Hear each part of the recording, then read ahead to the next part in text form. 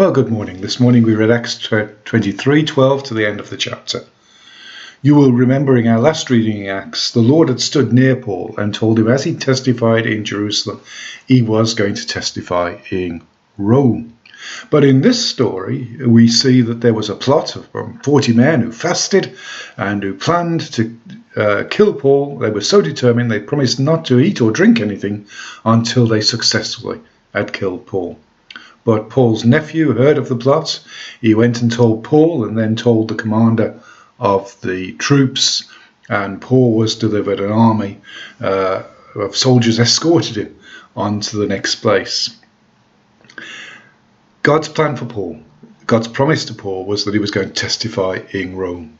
The plots of the enemies of the gospel to stop that happening were brought to naught. God's purpose in your life will be fulfilled. Whatever are the plots against you, whatever the devil and the enemies of the gospel do, they will not prevent or pervert God's purposes in your life. He will use whatever means to achieve his purpose. In this case, he used the ungodly, the pagan Roman army to defend his messenger.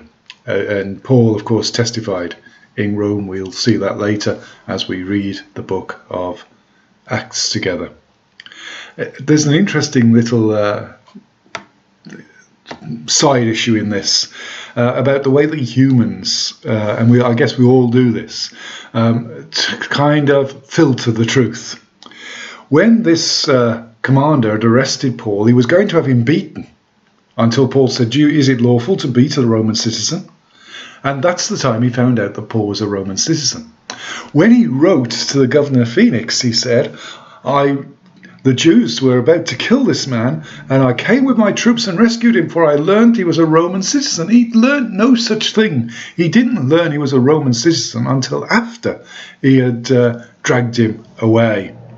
And we all have got, I guess, the temptation to spin our own involvement in events to make ourselves look better.